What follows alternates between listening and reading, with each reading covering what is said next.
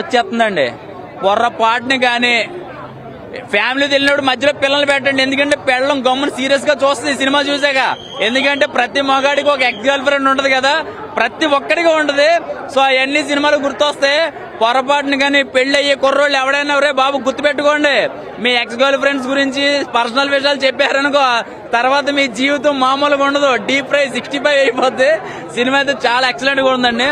పండగ ఒక comedy cinema. And Venkatesh గారిని మనం కలిసి ఉందానంలో సెకండ్ హాఫ్ చూపించారు, ఫస్ట్ హాఫ్ ఘర్షణ చూపించేశారండి.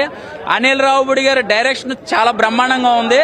అంటే ఓన్లీ కామెడీ కాదు, అందులో మంచి మంచి మెసేజ్లు ఉన్నాయి, పండగ కోసం ఉన్నాయి.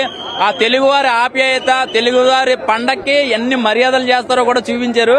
సో ఓవరాల్ గా చెప్పాలంటే నవ్వి నవ్వి చచ్చిపోతే ఎవడో రెస్పాన్సిబిలిటీ అని ప్రతి ఒక్కడు అడుగుతున్నాడండి అనిల్ రావుపూడి గారు.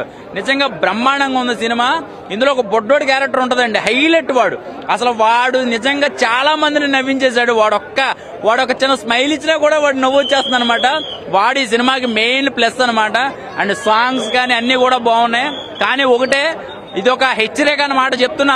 అనిల్ రావుపూడి గారు చెప్పారో లేదో తెలియదు కానీ నేను చెప్తున్నా, ఫ్యామిలీతో వెళ్ళేటప్పుడు అయితే మాత్రం మధ్యలో ఒక సీట్ గ్యాప్ పెట్టండి. ఎందుకంటే కోపంలో కొట్టేస్తారు ఆడోళ్ళు, వాళ్ళతో మనం పడలేము. ఇంకేం చేస్తాం, పడాలి అంతే. సరే ఓవరాల్ సినిమా చాలా బాగుందండి. మస్తు మూవీ అయితే నాకు చాలా బాగా